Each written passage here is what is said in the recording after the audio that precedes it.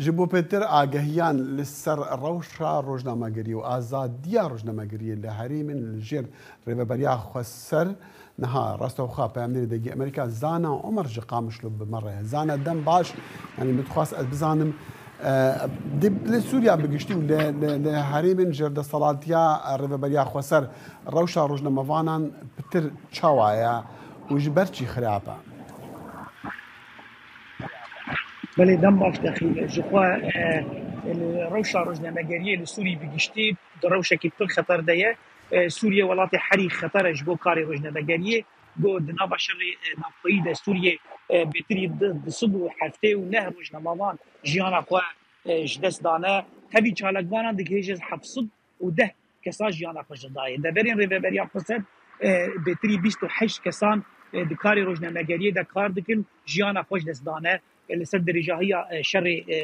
سوریه بتایبتی شر دیجی داعش ده هجمارا زیده و ده ایریشن ترکیه ده ایریش ده 2019 شون ده اف هجمار جیانا خوش دست دایه لدورن سوریه لجم رژیم سوریه بهتری چل روزنامه‌وان گرتینه حتی وکنها دناوان ده حد کسن بیانی هنه لدورن جر کنترولا چکدارن اپوزیسیون یم بستر ترکیه و براستی ت سرجمار آمار لوی داری ندیارن و روشا روزنامه‌گری لوی داری وک روشا مروبی وک روشا مافی مروبان بگشتی ده آستکی پر نزده و پر خرابه لدورن ربابریا خسر رخنه دل مثلا به دبری تکرین او اگو مافین بدست خستنا آگاهیان نوک هفش بو حمو روزنامه‌وانا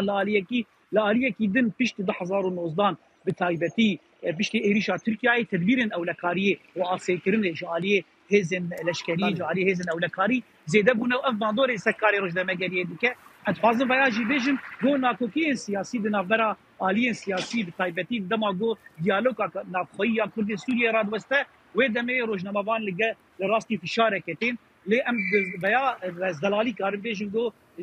یعنی 2023 فشار لسر روزنامه‌وان زیده بوده. بله اف وینه گشتی بو زانم متخصص از بزانم يعني جداهید مثلا رفتاری لحریم کردا يعني ده صلاتي جداهيه وين تشتا يعني جداهيه اصلا كرنا وانا بالشرنجينه يعني بالرنج جداني يعني بهمان شيونه نه جدانه يعني سر نقشه سوریه گو دورین کنترل لگور دستلات دوری سوریه آتیه پرچکرین سه دورین کنترل آریه رژیمی جدانه آریه رژیمی کشتن هیا گرتن هیا رواندن هیا و بگو کس ناس بکه چارنوسا وان کس وان روزنامه‌وانا یا وان چالکوان دواری روزنامه‌گری ده کار دکن کنه دورین کنترل ترکیه ده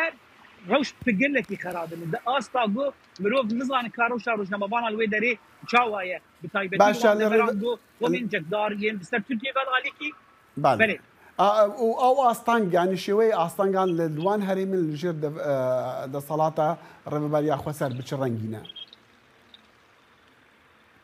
جدایش دورندن بهتر لوی داری گرتنا دمکی هي فشارن هنه مافی بس خستنا آگاهیان ند آستا تی خواستن زاگونن ربابریا خسر و تجربه ربابریا خسر ند آستا گو او